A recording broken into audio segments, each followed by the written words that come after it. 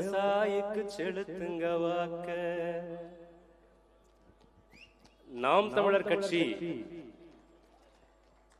வந்தா என்ன மாதிரியான மாற்றம் நடக்கும் அப்படிங்கிறதுக்கு கண் முன்னே ஒரு உதாரணம் இருக்குன்னா, இதே இங்க ஒரு திராவிட கட்சியினுடைய கூட்டம் நடந்துட்டு இருந்ததுன்னா உங்களுக்கே தெரியும், ஒரு கடையில கூட்டம் அதிகமா இருக்கும். நாங்க வந்தா மூடுவோம்னு சொல்றோம், இங்க நாங்க மேடை போட்டிருக்கோம், கடையை மூடியாச்சு. திரும்பி பாருங்க. ஏன்னா திறந்து வச்சிருந்தாலும் அங்க ஒருத்தர் நான் போக மாட்டாங்க, கட்சிக்காரங்களோ எங்கள் தமிழ் சொந்தங்கள் யாரும் அங்க போக மாட்டாங்கன்னு தெரியும், கடையை மூடிட்டான். இது ஒரு சின்ன உதாரணம் தான். நாம் தமிழர் கட்சிக்கு எதுக்காக வாக்கு செலுத்தணுங்கிற கேள்வி மக்களுக்கு ஒவ்வொரு தேர்தலையும் வருது. மக்கள் எளிதில் எதையுமே நம்ப மாட்டாங்க. எடுத்தோன்னையும் யாருக்கும் அந்த நம்பிக்கையை முழுசா வச்சிட மாட்டாங்க என் தமிழ் மக்கள். ஆனா ஒரு தடவை நம்பிட்டாங்கன்னா சாகர வரைக்கும் அவங்கள கைவிட மாட்டாங்கிற நம்பிக்கை எங்களுக்கு இருக்கு. அந்த நம்பிக்கையை கொஞ்சம் கொஞ்சமா 1.1% 8.2% கொண்டு வந்தது இந்த மக்கள் தான். மக்களுக்கு இன்னொரு விஷயத்தையும் நினைவூட்டணும்னு நினைக்கிறேன். என்னன்னா, நீங்க விவரமானவங்க தான், எங்களுக்கு தெரியும். தங்கத்தை உரசி பார்த்து தான் வாங்குவீங்க, எங்களுக்கு தெரியும். ஆனா ஒவ்வொரு தடவையும் உரசி பார்த்தவங்க இது தங்கம்தான்னு நம்பி ஓட்டு போட்டுக்கிட்டே இருக்கீங்க, அதுக்கு நன்றி. ஆனா இன்னும் உரசிக்கிட்டே இருந்தீங்கன்னா உரசருக்கு தங்கம் இல்லை, உரசுனது போதும், தங்கன்னு தெரிஞ்சிருச்சு இல்லையா, ஆட்சி அதிகாரத்தை கொடுங்க அப்படிங்கிறது தான். எங்கிட்ட இருக்கிற கேள்வியெல்லாம், உங்க வீட்டில் ஒரு திருட வரான், திருடிட்டு போறான், நீங்க அதை பார்த்துட்டீங்க, உங்களுக்கு தெரிஞ்சிருச்சு அப்படின்னா அவனை மரத்துல கரண்ட் கம்பத்தால கட்டி வச்சு அடிக்கிறோம், ரத்தம் வர அடிக்கிறோம். ஆனா தினமும் 12 மணி நேரம் கஷ்டப்படுறோம், மாடா உழைக்கிறோம், உங்க வாழ்க்கையில சம்பாதிக்கிறதுல 30% வரியா கட்டுறீங்க. அந்த வரி எதுக்கு பயன்படணும்? என்னுடைய வாழ்க்கை முன்னேற்றத்துக்கும் இந்த சமுதாய முன்னேற்றத்துக்கும் கட்டுமான பணிகளுக்கும் எனக்காக சேவை செய்யறதுக்கு பயன்படுத்த வேண்டிய என்னுடைய வரி பணம்.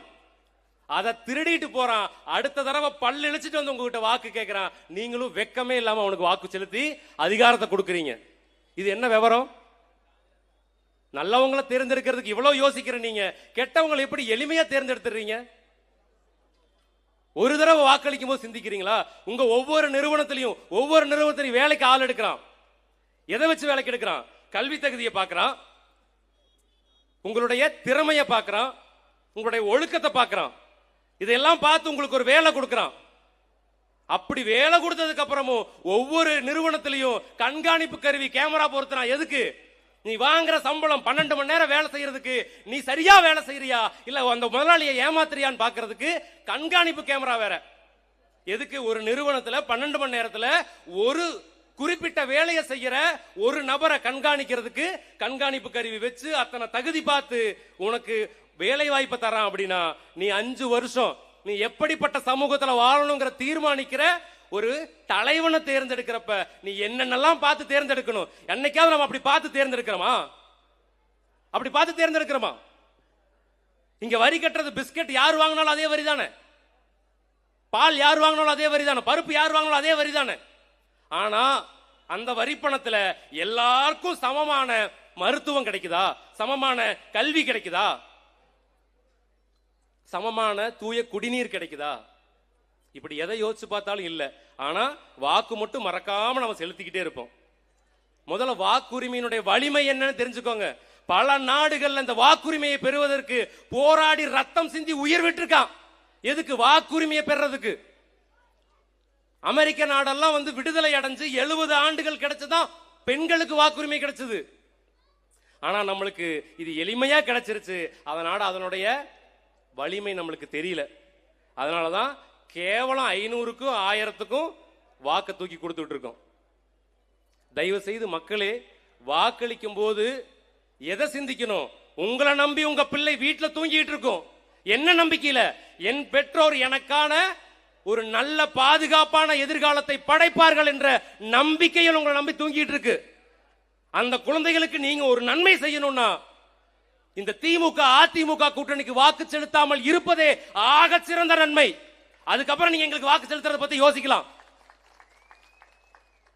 ஏற்கனவே பேசுறவங்க எல்லாருமே சொன்னாங்க, 2 வயசு பெண் குழந்தை ஒருத்தன் தவறான எண்ணத்துல பாக்குறான்னா எப்படிப்பட்ட கொடூர மனநிலையில் அவன் இருப்பான், அந்த நிலைக்கு கொண்டு சென்றது யார் அப்படிங்கிற சிந்தனை உங்களுக்கு ஓட்டு போடுறதுக்கு முன்னாடி வரணும்.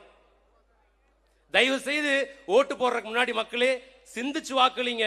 நான் ஒரே ஒரு விடயத்தை மட்டும் சொல்லிட்டு நான் முடிவு பண்ணிக்கிறேன். என்னன்னா, விஜய் வருகையை ஏன் நாங்க விமர்சிக்கிறோம்? முதல்ல நீங்க வரவேற்றீங்க, ஆனா ஏன் விமர்சிக்கிறீங்க அப்படின்னு கேட்கறீங்க. சினிமால இருந்தே உதாரணம் சொல்றேன். ஏன்னா சினிமா நம்மளுக்கு ரொம்ப பழக்கம். ஏன்னா சினிமான உடனே டக்குன்னு கனெக்ட் ஆயிரும். நம்ம இந்த தேசிங்க ராஜான் படத்துல அந்த ரவி மரியாவும் சூரியும் ஒரு காமெடி பண்ணிட்டு இருப்பாங்க, பாத்திருக்கீங்களா? அதுல ரவி மரியா நினைச்சுக்கிட்டு இருப்பாரு, இவன் வந்து கதாநாயகனுக்கு எதிராக செயல்பட போறான், அந்த கதாநாயகி கர்ப்பமா இருக்கா, மருந்து வாங்கி கொடுத்து அந்த கர்வம் கலைக்கலான்னு பிளான் பண்ணிக்கிட்டு இருக்கப்ப சூரிய ஒண்ணு பண்ணுவார். அவர் சத்து மாத்திரை வாங்கி வச்சுட்டு கொண்டிருப்பார். மாமா சத்தூட்டானிக்கு மாமா அப்படின்னு. அந்த மாதிரி வர்றதுக்கு முன்னாடி அதே வண்ண கொடி, அதே மாதிரி யானை எல்லாம் வருது, அப்புறம் வாகை மலர், இதெல்லாம் வச்சு வரும்போது ஓ நம்ம பையதான் போல அப்படின்னு நம்பி வந்தா, இந்த பாருங்க சத்தூட்டானிக்குன்னு அவரும் பெரியார் தூக்கிட்டு வர்றாரு. அப்புறம் எதுக்காம நாங்க என்ன பண்றது? வேற வழியே இல்லை.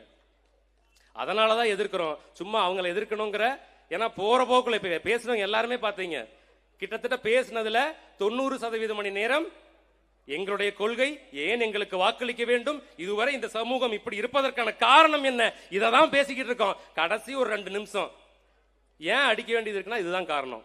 சோ அதனால நாங்க அடிக்கிறோம். தயவு செய்து மக்களே, நீங்க இத்தனை கட்சிகள் சேர்ந்து இந்த தேர்தலை சந்திக்குது.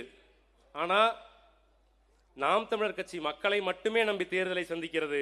அதனால் மொத்த கட்சி கூட்டணிய ஒத்த கட்சி மோதி வெல்லும், மொத்தத்துல வீரம் வேணும் சுடலமாடா, இந்த வித்தைகளை கத்துக்காம சத்தியத்தை ஒத்துக்காம கத்துனா போனதெல்லாம் கிடைக்குமாடா, புலி பசித்து கிடந்தாலும் புள்ள தின்ன மாட்டாது, போட்டத திங்கிறமே சொடலமாடா, புண்டு புள்ள வாழ்க்கையில கண்ட சுகம் ஏதும் இல்ல, திண்டத்துக்கு உழைக்கிறமே நியாயமாடா, அடுத்த வேலை சோத்துக்கு இல்ல, அடகு வைக்க பண்டம் இல்ல, யாரால இந்த நிலை சொடலமாடா, நம்மள கெடுத்தது அந்த சாமி இல்ல, பாடுபட்ட பூமி இல்ல, கேடுகெட்ட சுரண்டல் முறையே